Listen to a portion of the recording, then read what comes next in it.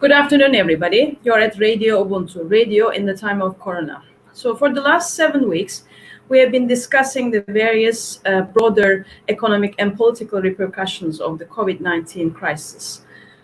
We have discussed COVID-19 crisis and the effect on the global world order, its effect on liberal democracy and global governance, on food and agriculture, on radical politics and the strategies of the left, on feminism and a women's right, and on nationalism and cultural intimacy.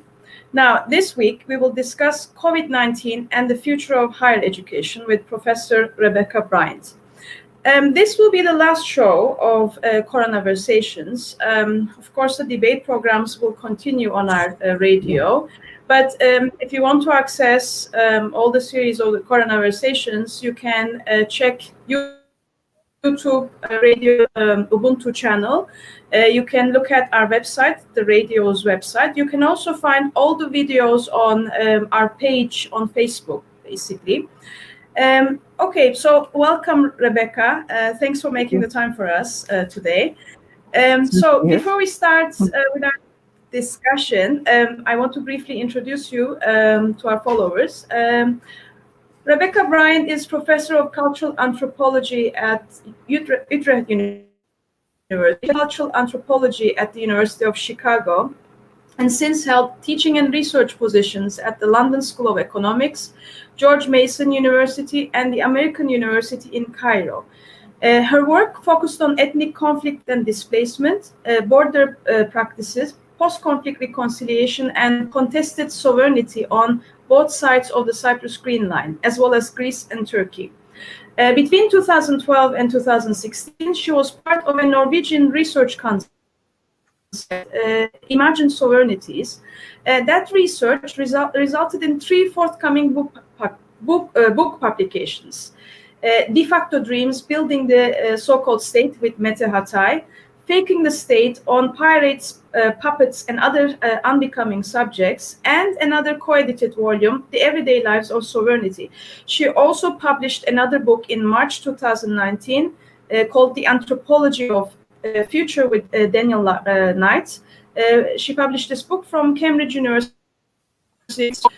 Thanks a lot for coming to our program. So let me start, first of all, with this question. What can be said about higher education in the pre-COVID-19 era? Let's start with this broad discussion before we kind of more focus on the impact of COVID-19. Right. Well, I mean, as you know, as anyone in higher education knows, higher education globally has been experiencing the same problems that many other sectors have experienced in terms of neoliberal incursions into and restructuring of education as a result of that. So there has been increasing job insecurity for faculty, particularly the flexibilization of labor, like has happened in so many other sectors, especially the increase of part-time faculty. And we hear all sorts of horror stories coming out of places like the US, particularly, where in any case, labor laws are really insufficient, where we know that there are thousands of people who have got PhDs and are working so part-time labor and really are living below the poverty line. So this has been an increasing trend in education across the board around the world, apart from certain countries with the facilities to push back against that, where education has not yet been privatized, where private education has not yet become a significant part of higher education. And so, for example, I'm now teaching in the Netherlands, and in the Netherlands, education is essentially still state education. Higher education is state education. There are very few private universities. So this means that there's much more room to negotiate that faculty and other members of the higher education sector have many more rights. Now, I mean, why is this important? And I think that, you know, we do need to say something about why higher education is different from other levels of education. And this is really because higher education is where knowledge is being produced. Unlike,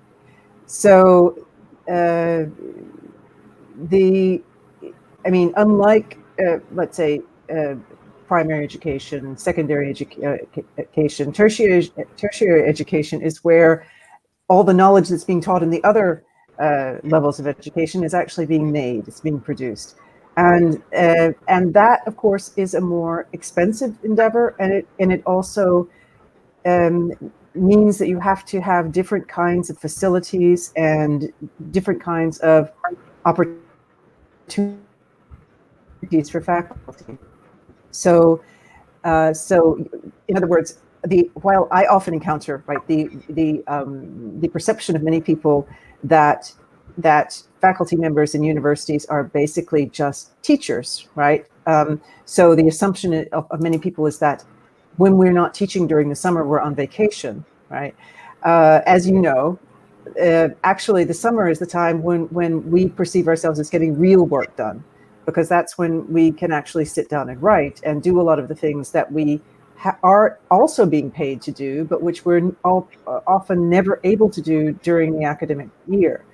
So I think it's important to emphasize that higher education is different for that reason, that there are other things that go on there that are different, and there are also other things that go on in higher education that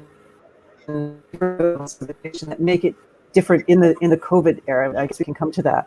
But in terms of the position of education before COVID began, as I say, this different status of the universities has also made it subject to certain other neoliberal trends that are different from, to some extent, different from other levels of education. Of course, there is a privatization going on in secondary education and so on, but it becomes somewhat different at the level of universities, and that has manifested itself, as I said, in things like the flexibilization of labor, job insecurity, also in often excessive assessments.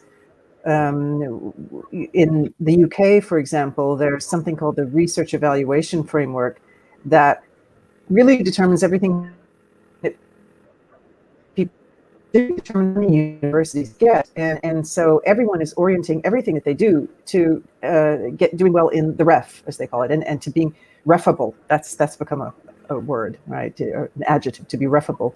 So that means that you're producing a certain amount of quality research, you're writing a lot, you're publishing a lot, and it actually doesn't really, or hasn't in the past, had anything really to do with teaching. It's all been about research, but it's research that's accessible in particular ways, and these are always ways that are then oriented towards certain kinds of rewards. So you want to be refable in order to get a high score on this exercise for your department and your university, so that then you can get a certain amount of money from the government. So these evaluations, these assessments are all tied again to the sorts of privileges that you'll be able to get, or what are perceived as privileges, and by the assessors, which are actually what you should be getting anyway, because this is what you've been promised. So, of course, higher education before COVID in places like Cyprus is different still, right? And we also have to make distinctions among public universities, private for-profit universities, and private non-profit universities. So things like foundation universities, or in the U.S. they're simply called private universities. There are some private for-profit universities. They count for about 20% of the sector there, and 40% of the sector is not for profit.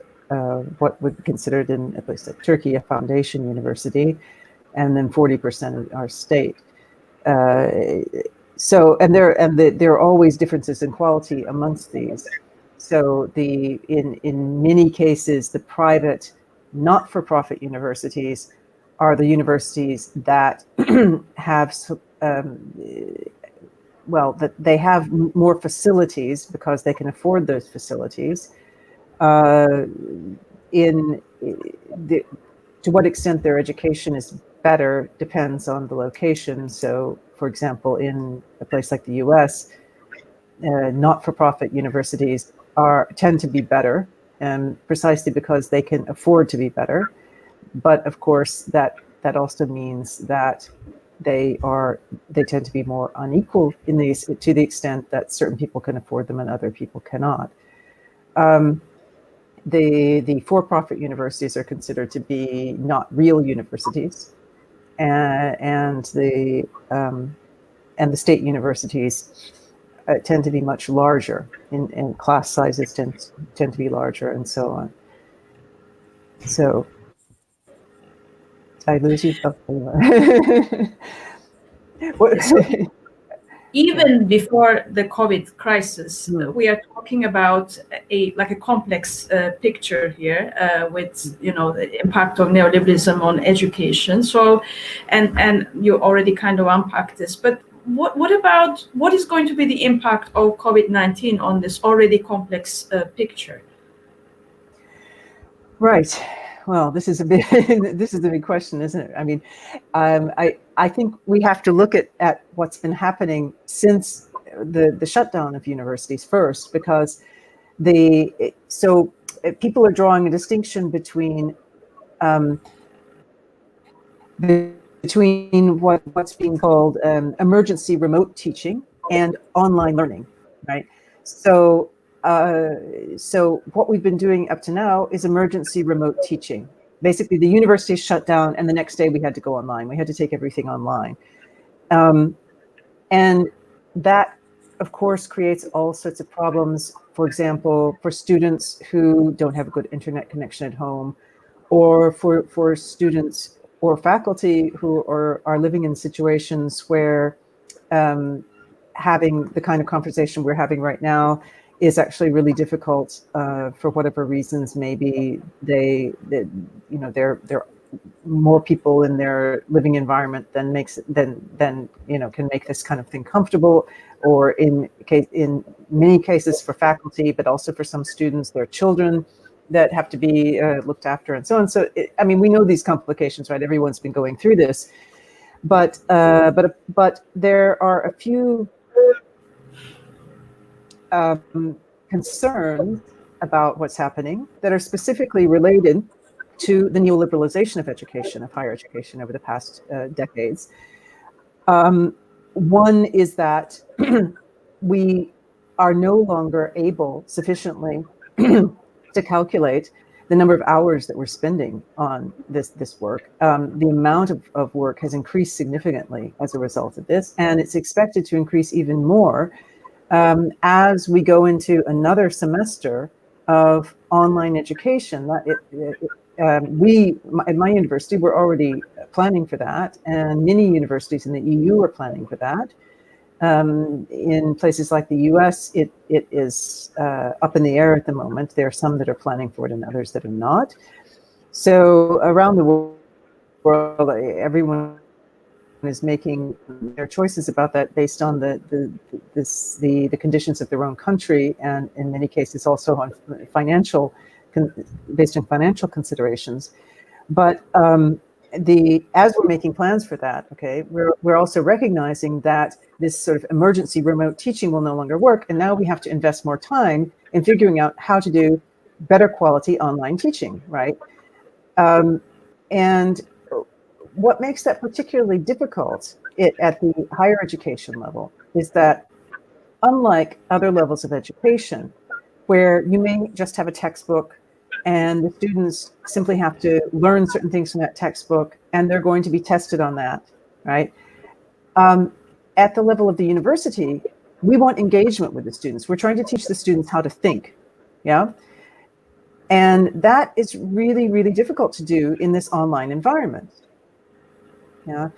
And so in order to be able to reproduce anything like a classroom where you actually engage with students and get them to think, you really have to do a lot of research of a sort that we've never done before on how to teach through this kind of technology.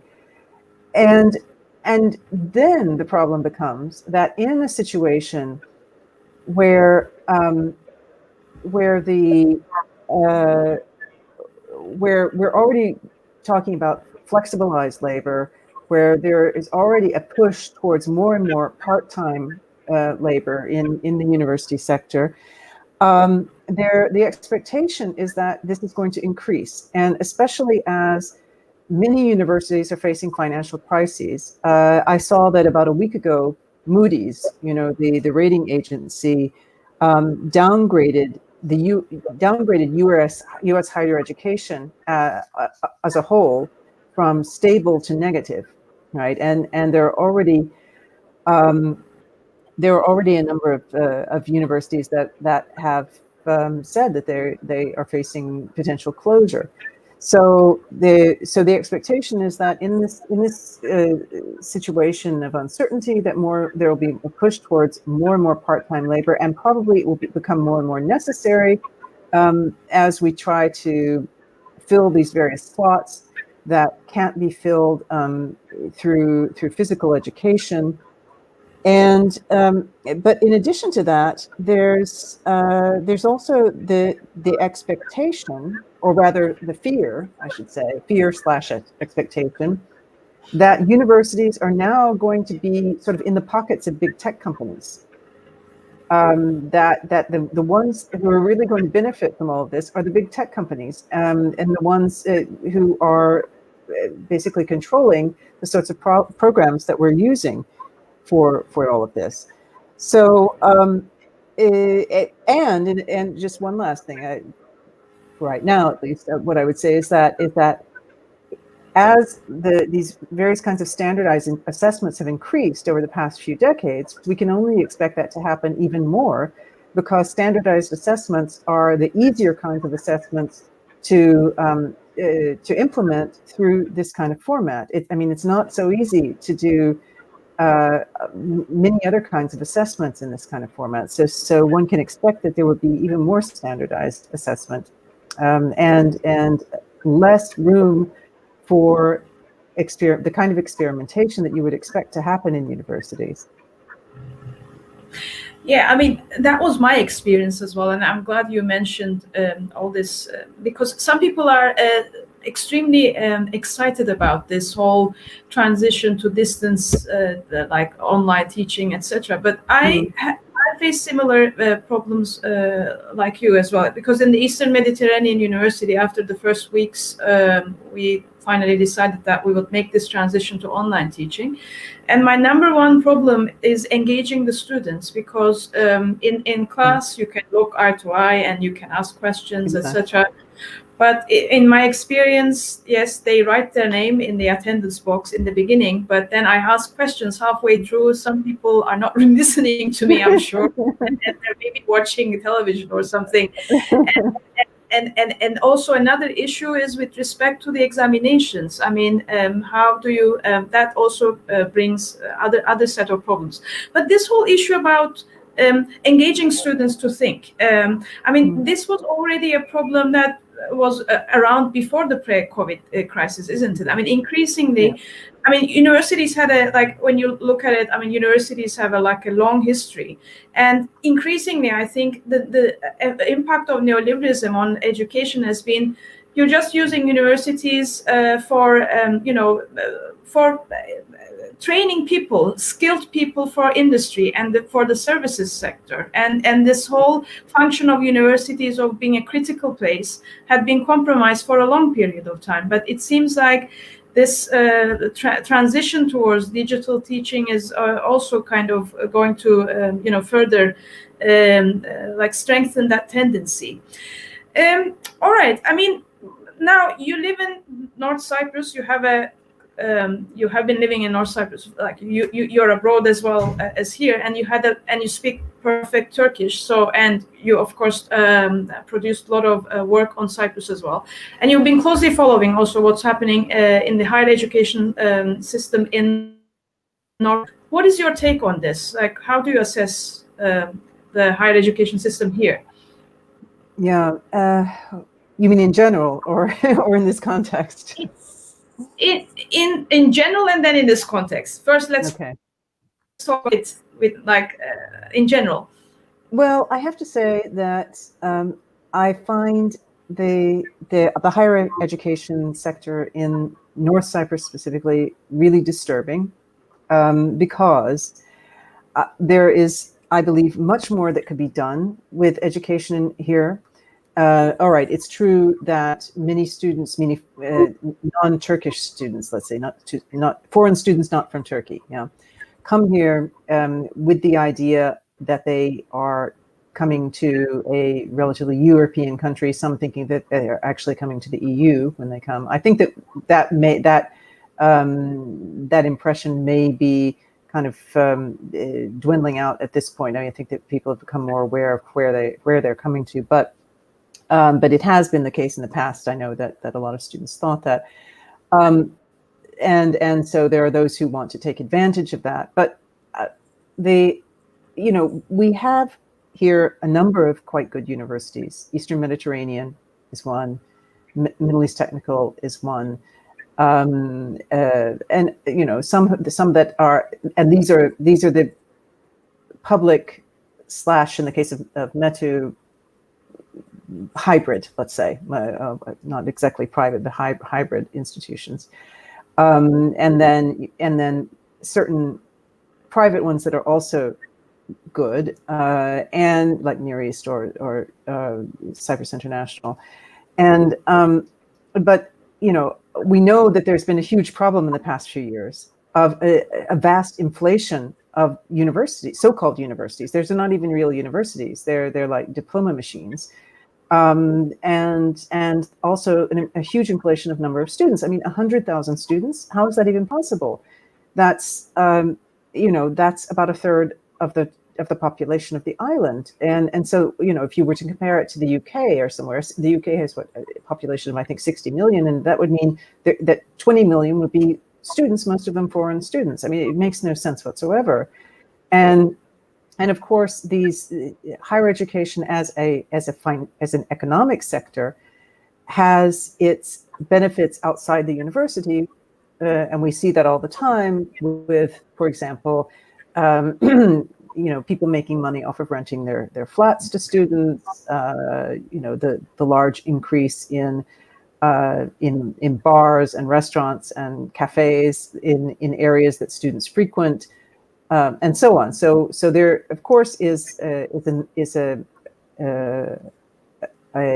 extra financial effect that goes outside the university itself and the fees that they receive and all that stuff. For that reason, I'm assuming there has been a trend to increase the number of students, basically to increase them as consumers. Okay, but this is maybe a good time to stop and think, is that what people really want here? Is that the way to grow this economy? And is that the best way to aid the higher education sector here? For example, as far as I can see, there hasn't really been a really serious effort to push the recognition of universities in the North. In other words, as far as I have been able to see, this has never been a really serious negotiating platform. Whereas, I mean, if you think about it, there is a pretty strong argument to be made that because education was a community matter in the 1960 Constitution, that this does not necessarily exclude higher education simply because there was no higher education in the island at the time, right? Education as a whole was supposed to be a community matter.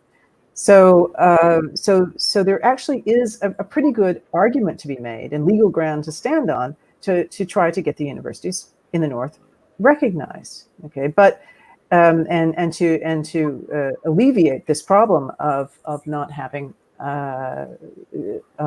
official international ties with universities elsewhere. I mean, of course, universities have certain universities like EMU have managed to overcome this to a certain extent. But there are still a lot of handicaps, like, for example, not being able to apply for certain kinds of funding and not being able to participate in certain kinds of programs and not being part of the Bologna process and things like this. Now, of course, then there's the question of why no one's really pursued this. And I think that is pretty clear, that there are certain forces at work here that do not want the universities to be recognized, because it leaves a gray area where it's possible to make a certain amount of money. I mean, there are there is money to be made using that gray zone as well, and so there are these. It's almost like there are these two opposing forces at work. Where on the one hand, there are those people who want to treat higher education as a source of rent, basically. I mean, who want to see it as this kind of rentier sector, and then others who occasionally make gestures towards improving the quality of higher education. For example, as you know, I taught at Mete for about 4 years, and when the university was first established, here in North Cyprus, the idea was essentially to help in improving both the quality of education, higher education as a whole in North Cyprus, and also to help improve the reputation of North Cyprus as an education island, or part of an island, right? So. So there are these opposing forces that seem to be at work here, and unfortunately, the forces that want to see higher education as simply an economic sector and a source of sort of rent, right? I mean, these are the ones that seem to win out much of the time, and despite the fact that. Well, clearly, 100,000 students is just too much for the population, right? And but even there, I mean, you have these opposing forces where, on the one hand, people say, well, we're overwhelmed. There are all of these, foreigners everywhere. I mean, you have the prime minister coming out and saying, well, maybe this is a good time to get rid of them. Yeah, and on the other hand, you have people who see this as necessary in order to sustain their own incomes because of the investments that they've made, right? So, is this sustainable after COVID-19, right? I think that there are going to have to be a lot of changes that take place because certainly online education is not going to be as appealing to students from many of the countries that students who come here are coming from, right? Because they could easily get the same kind of education where they are already. In many cases, why did they come here? They come here not to be in their own countries, right? To leave their own countries. So if it becomes necessary to continue online education, it would be necessary to rethink it entirely and to think about what the universities here have to offer that is different from what they could offer elsewhere, and how to do that online in an effective way. Yeah. Yeah, I mean, I was checking the Ministry of Education's statistics today, the recent, just to provide some figures for our people. As you already mentioned this, but we have more than 103,000 students, almost 104,000 students. Around 50,000 students come from Turkey, around 12,300 from TRNC, and other students are like from other countries are around 41,000 students. Now, there's also this issue of like when you bring all these students, international students, what kind of problems they're encountering here. And, we've been talking about this a lot. And we had also prepared a report on behalf of Dayusen like last year. And we kind of underline the problems encountered by international students. But I agree with you 100% that the whole issue is seen as making profit and making rent. And nobody really wants to kind of confront this problem. There are now 21 universities, and more universities are waiting. It's crazy, right? How can you have 21 universities in such a small country? And clearly, some people are seeing this as a way of making profits, like commercializing education completely. So, I mean, this is what we are seeing, and it brings kind of new kind of set of problems because this is like a small community. It was really kind of not very cosmopolitan, and when it kind of encountered international students, we have heard so many complaints from them, including racism, and they are encountering problems everywhere in the workplace when they're trying to rent houses. So it's kind of leading to a new set of issues. But the main problem is, how can you go on? There's no planning. 21 universities tells us that there's no planning. Okay, but can we talk about the kind of strategies that can be used to reform you already mentioned this to an extent, but if you could expand on it further, like, the structure here. So what can be done to kind of reform this system in the North? Higher education. Like with environmental issues, for example, we have to talk about sustainability. Yeah, I mean, what is sustainable, and what is sustainable both in terms of the quality of education that can be offered, and also in terms of what the let's say what the social makeup of the island can support. In other words, as you say, if there are 50,000 students from Turkey and another almost 40,000 students coming from other countries, then that means that around a third of the de facto population of the island consists of foreign students, right?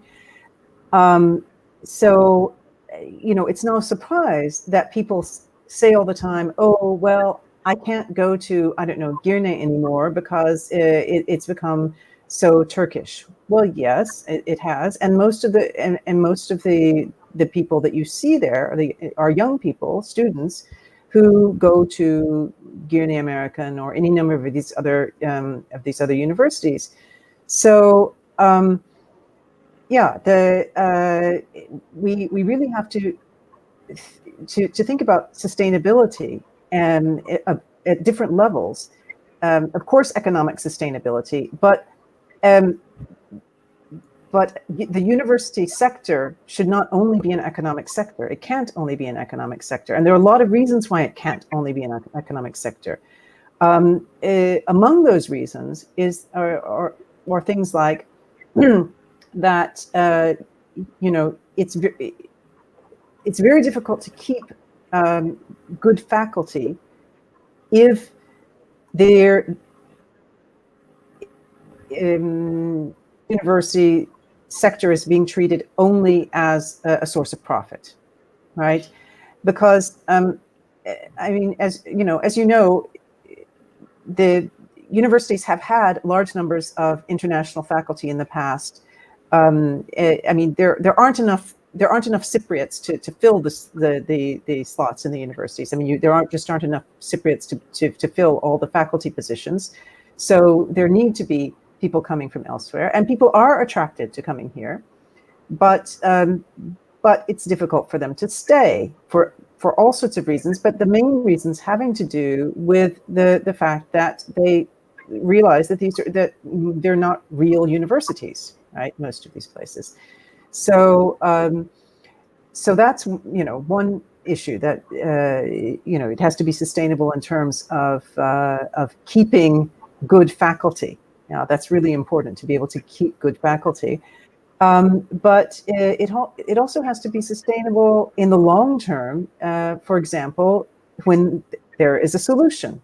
Yeah, we talk all the time about how, in the event of a solution, various sectors have to be economically sustainable. Well, tourism will continue to be economically sustainable, I'm pretty sure, but higher education is going to be a huge problem. Because how can these so-called universities be integrated into anything international? They'll simply collapse, as far as I can see. So that has to be considered as well. That it can't only be about profit today and thinking about students as consumers. You have to think about students as students. I mean, as people who are here to get an education, and also think about the future, and not just the current, not just today's profits. I see that much of it is really much of the growth in so-called higher education is just, it's almost like sort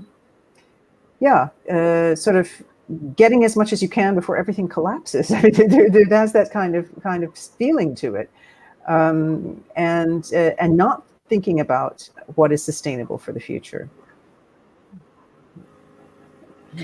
Rebecca, we have a few questions from Jahid Halil. I want to ask one of it's a question, the others are comments.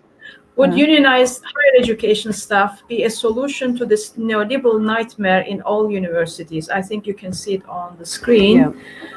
What do you think? Well, yeah, it would certainly help, but there are unionized staff in many countries. Like, for example, there are unions in the UK, but the unions in the UK have not been very successful in combating the neoliberalization of the universities, and that's despite the fact that we're talking about mostly state universities in the UK.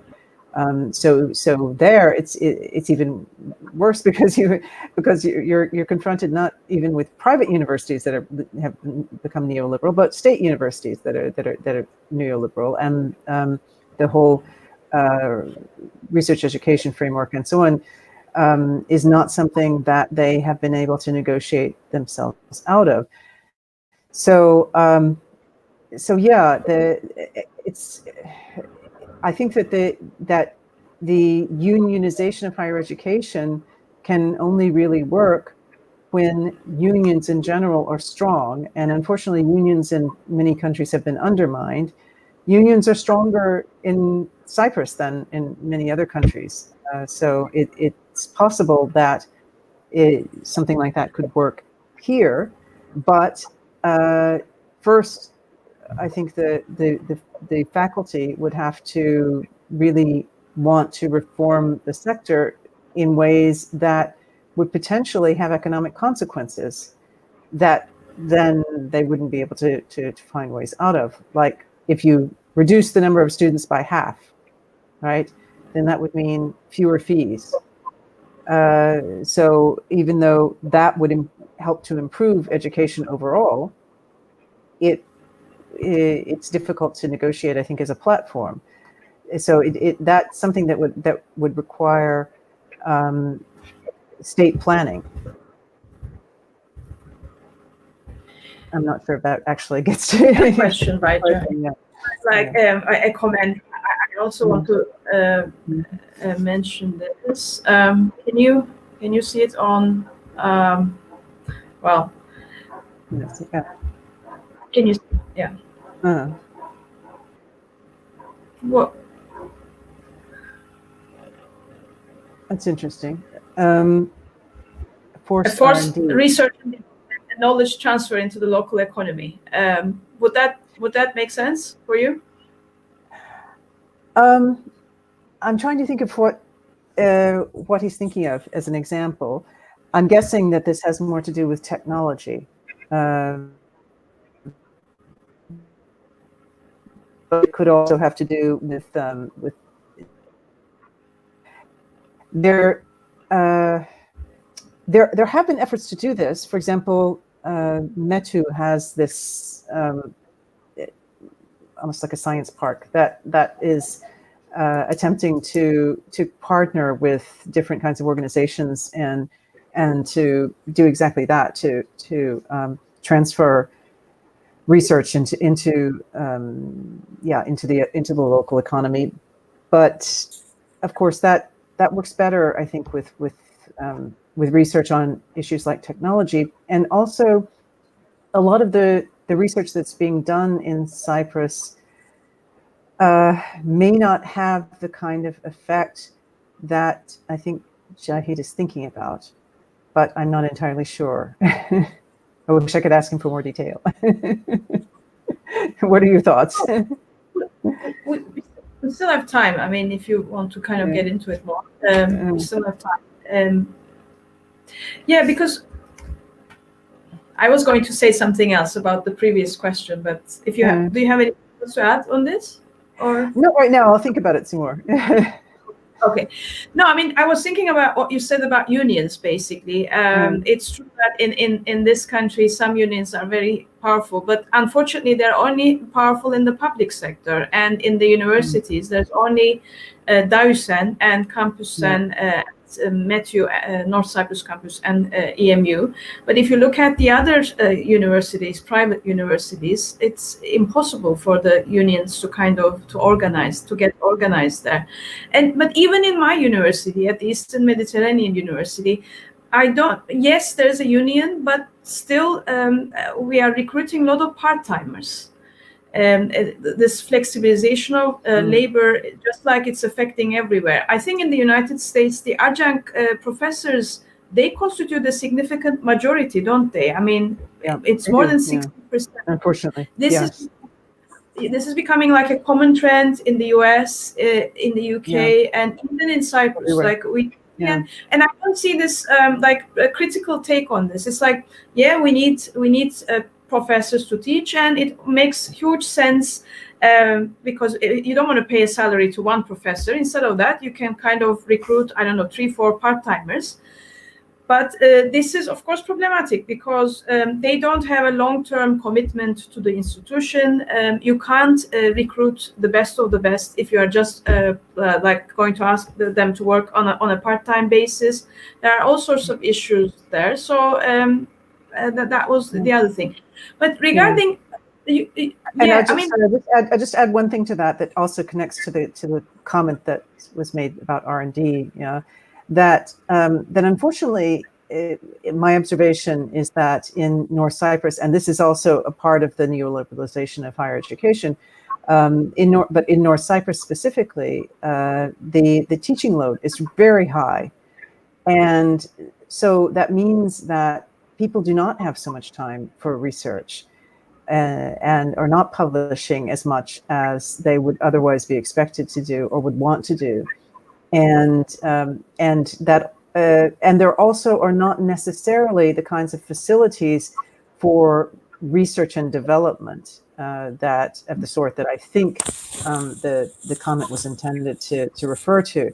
So there's even in cases where people are full-time employees, I think that they're often treated like part-time employees, or there are all of these contradictory expectations of, on the one hand, doing research and publication, but on the other hand, essentially being treated like educational slaves and being expected to teach 5 or 6 classes a semester, leaving really no time to do that research that you're expected to do.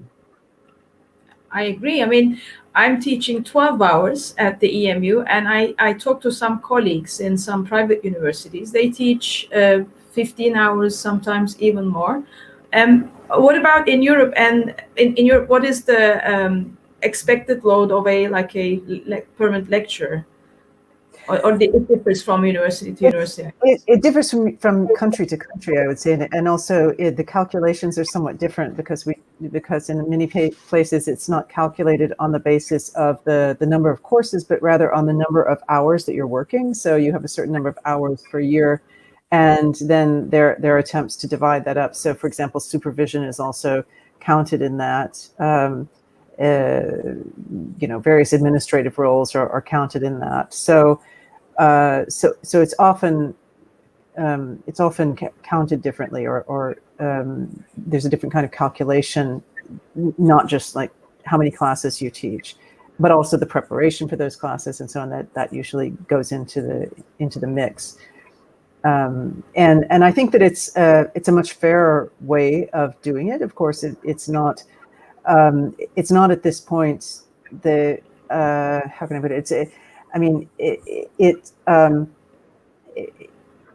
It doesn't still account for everything, but it does at least try to make a fairer accounting of actually how much time you're spending on the work that you're doing.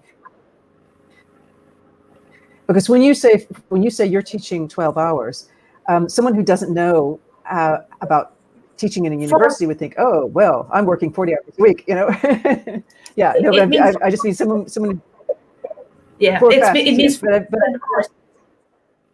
of course, the actual time that you spend on it is much, much more. But it's just a way of you teach 4 courses, mostly 4 different courses per week.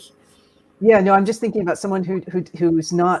Who doesn't know about the system in universities, that when they hear that, and again, this is these are the kinds of comments that I often get. Oh, you've now you're on vacation during the summer, right? Whereas, as you know, we're never on vacation. We're never on vacation. No. We're never on vacation. I mean, I haven't had vacation in so long. It's incredible. But I mean, but 4 classes is a lot. It's really a lot. In most universities in the U.S. that are considered to be research universities, people teach 2 courses a semester, right? And that is considered to be enough for you to do quality teaching and to be able to have some time to do the writing and research that you're supposed to be doing, which ordinarily makes up 40% of your time. Right, that's factored into your salary and your time, that you're doing research because that's what makes your university what it is. Yeah, I mean, if you're not doing your research, then your university has no reputation. It can't draw students, et cetera, et cetera. So you have to have time to do that, and that's not really what's been taken into account in many other places. They just say do it, but they leave you no time for it. Yeah, I mean, I want to finish this by like a more general remark. I mean, we're living at the times of publish or perish. You mentioned this in your answer to the first question, and there are a number of critical voices that says this is increasingly turning into a numbers game. It's not about really the quality of the articles or the impact it makes, but it's turning into a numbers game. And what do you think about this?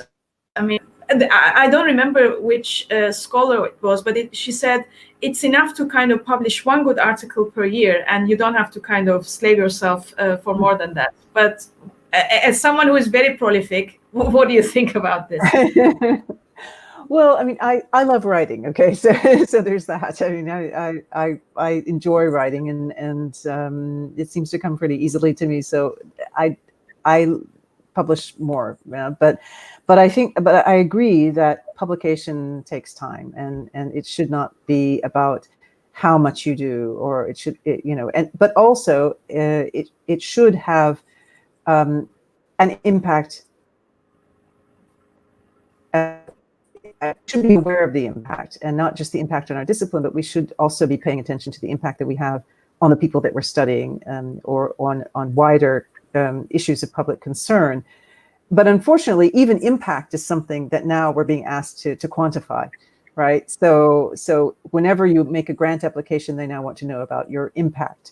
Or now these days, we're being asked to, even in research assessments, say what the impact of our work is, and to try to quantify that somehow. So unfortunately, all of these things within the current neoliberal environment are being assessed in this quantitative way. And I'm not entirely sure how to get around that without simply, basically for the beginning. But if we could, I don't know if you, oh wait, we have an answer from Jahid. No, after you finish. Okay. Jahid wrote this answer, so read it, but go ahead, please. Okay. Yeah, no, that's, I mean, that was my response. I mean, I was actually going to say something earlier. Maybe we can go back to it. I'm not sure how much time we have, but I was going to say something earlier about some potentially good things that could come out of these changes that we're making now in this emergency shift to online teaching and so on. I don't know if you want to get into that. Yeah, we have time. Please go ahead. Well, I was just thinking that a lot of us have been very resistant to doing things online, mostly because we enjoy face-to-face teaching and see how productive that is. And as you were saying before, you really want to be in a classroom and be able to see how students respond to you. And it's just so much easier when you're there to look around and see if one student looks puzzled, and then you go back and you explain whatever you were talking about again, right? I mean, that's much harder to do online, right? You can't really see so easily when students are confused and so on. So, and you also can't have the kind of excited interactions that you can have in a live classroom, right? But there are certain things that I think we've discovered that can be good to take away from this for classroom teaching. Like, for example, that there are certain things that I've had students do in class that they could actually do by recording, and then people can watch it beforehand, and then you can discuss it in class, right? And that gives you more time to think about what they've done, and for other students to respond to it, and things like this. So those are kind of techniques that we could use. But apart from that, I think that maybe some of us have discovered that there's a lot to be said for doing certain things online outside the classroom. I mean, that are not classroom related, right? So we want the classrooms to be, physical, but there's a lot of course, administration involved, a lot of which it seems can be done perfectly fine online, right? We don't actually have to, get everyone together in the same place to do a lot of the stuff that we're doing. Yeah. So that part of it, I think, could potentially change a bit. I think it maybe should change a bit. One reason being that, I was reading something the other day about some of the shifts that universities are going to have to make, and one of the and reasons for having to make those shifts. And of course, universities have gotten more and more expensive in many places, and part of the reason for them becoming more and more expensive is that they're investing more and more in building.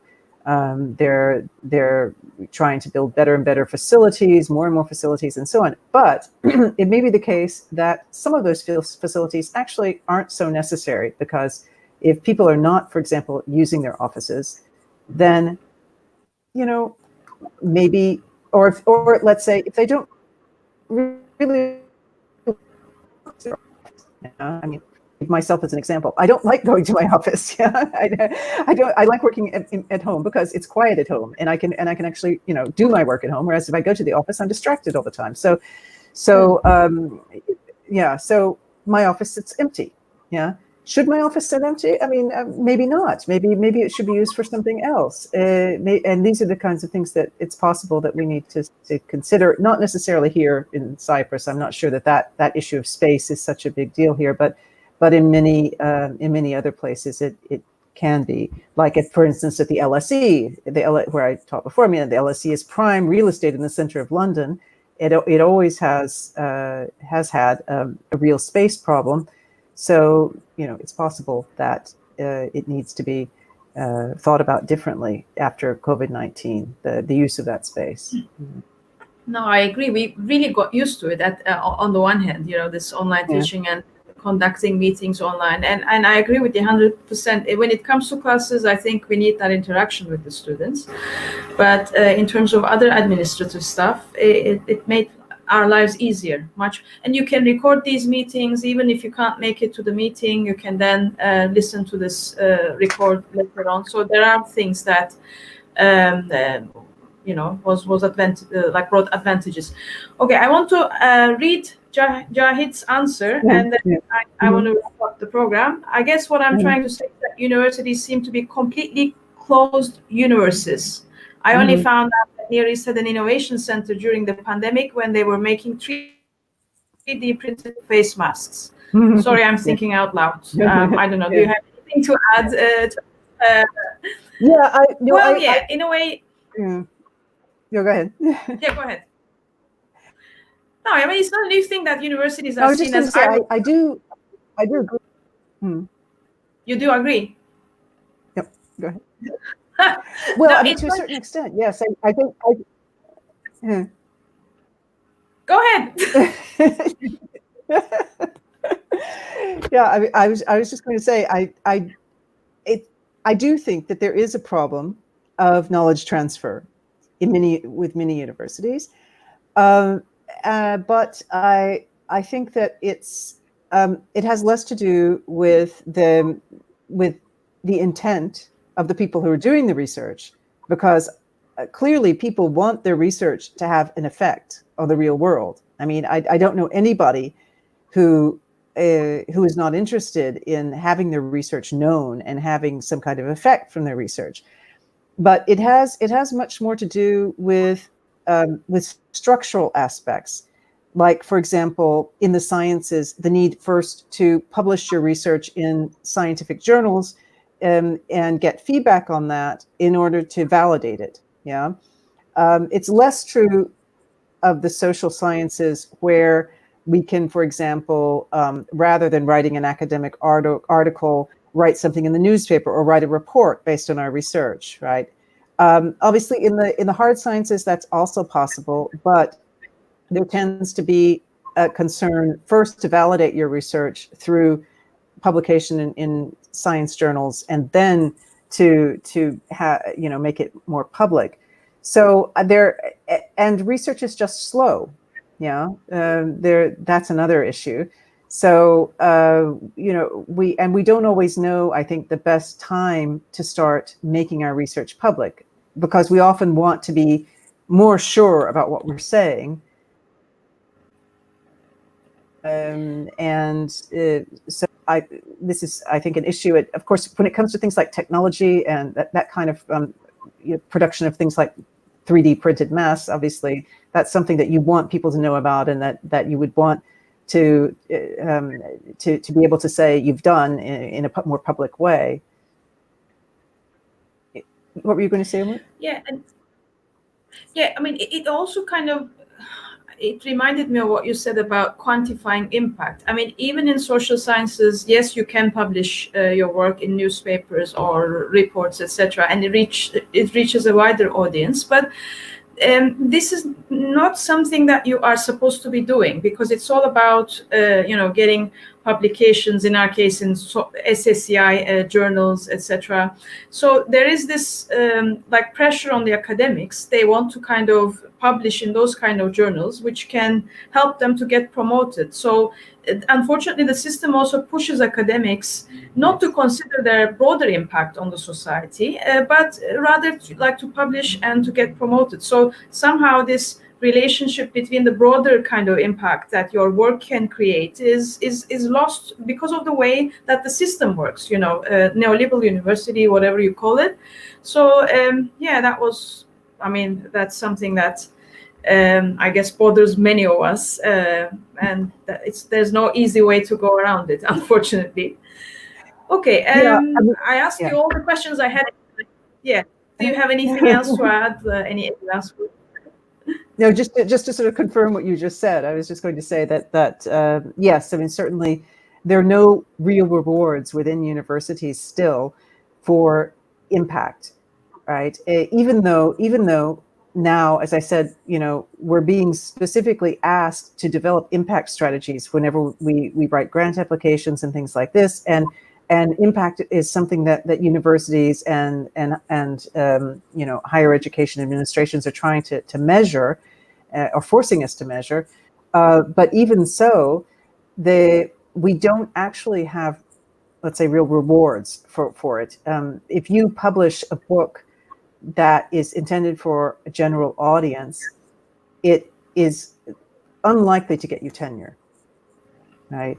Your tenure would come from a university press publication, intended for a narrow academic audience. Yeah, exactly. Okay, Rebecca, thanks for making the time for us. And so we have come to the end of our Yeah. Thanks for having me. You're welcome. So we have come to the end of our Coronaversation series, but I want to add that debates will continue on Radio Ubuntu. Already there's a Red Radio show which is which is being broadcasted every Wednesday at 5, and we are still talking with other people who will start their own debate programs hopefully soon. So if you want to watch these like Coronaversation series, as I said in the beginning, you can check our YouTube page, our Facebook page, and you can also check the website of the radio. So thanks for all the support, and thanks for listening to us, and goodbye.